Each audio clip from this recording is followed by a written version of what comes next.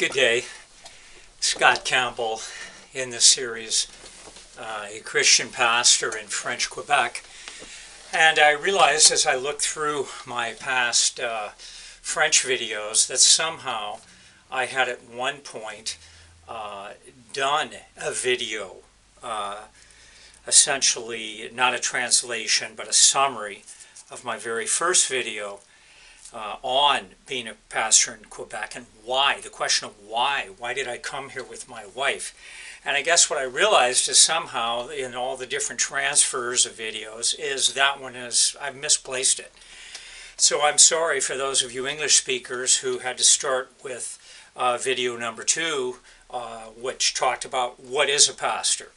So if you'd permit me, I'm going to back up and say why did Nancy and I move here? We've been here over 30 years. I've mentioned that. Our children have been born here. And we moved from Colorado here. And someone might say, you know, why would anybody ever leave Colorado to come to the cold of Quebec, the beautiful mountains, the sunshine, etc.? Well, we had a very specific reason. We obviously didn't move here for the climate. And the specific reason is simply, Nancy and I both have Canadian Quebec roots. Nancy herself was born in Montreal from a French-Canadian mother and an English-Canadian father. My parents are from Manitoba, although I was born in the States. And so we've always had a very strong interest in Canada and in Quebec.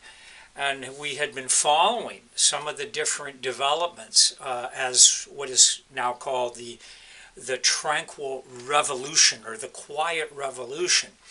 As that was taking place in Quebec in the 60s and the 70s and continued into the 80s, etc., we were in the process of taking note of that. One of the major aspects of the Quiet Revolution in Quebec was that the French-Canadian populace, who were virtually 100% linked to the Roman Catholic Church in Quebec. That group of people, meaning millions of people, probably at the time 4 or 5 million French Canadians, started to really detach themselves from the very, very strict Roman Catholic upbringing that they'd had in the past decades and really pretty much from the start of Quebec. The Roman Catholic Church was very, very involved, and especially in from the late 1800s on, there was a strict church, part of what's called the Ultramontanist movement. That's going into a little more detail maybe than I should, but so we were noticing and hearing about this leaving, this exodus by French Canadians away from their traditional church, and our concern became, well, what's going to happen? Are they going to just walk away from any type of Christianity, or what's this going to mean to Jesus Christ, and what is this going to mean to his work in Quebec? And so we knew that in the States there were many churches, there were many opportunities obviously to hear about what does it mean to really be a Christian and daily living in contact with God through his Son, through Jesus Christ. And we knew that was available in the States, and we thought, well, you know, if anyone's could go to Quebec, we could. I knew some French. Nancy was born here, knew a little bit.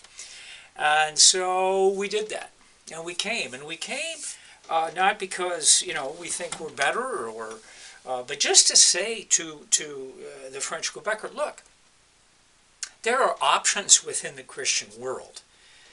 In all honesty, they had pretty much been taught there's one church, and there aren't other options, really. Don't get involved with other types of people who, quote, call themselves Christians. So we came to say to them, there are other options. Please, you may be kind of throwing out the ritual church or the liturgical church and, you know, some other things. Please don't throw out the person of Jesus Christ. And what we tried to do, and have tried to do from the very beginning, is not to get French Canadians to look at a particular church, they need to look at the person of Jesus. They need to open their New Testaments and read, and this is something many of them had not done before. Many had never owned a Bible or a New Testament. They had never read really much for themselves, and so we just tried to open them up to that new look, or again, a second look at Jesus Christ, his life, his miracles, obviously his love for people. Needless to say, look at his cross, the death he went through on the cross. What is that? What did that really mean?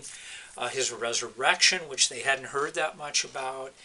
The fact that he's still alive and wants to enter our lives and direct us. So all of this, for many, they kind of knew it and kind of didn't know it. And so what a privilege for us to come, and yet not easy, because we were often looked at askance. There was a lot of distrust, questions as to whether, were we a part of a cult? Who were we? Obviously our French gave us away as non-French people. So what are you really about? But we came. And so that's the why. The why had to do with this concern of the Exodus. And in the videos that follow, we talk about then and what is a pastor, because French Canadians didn't know that. And I talk about other aspects.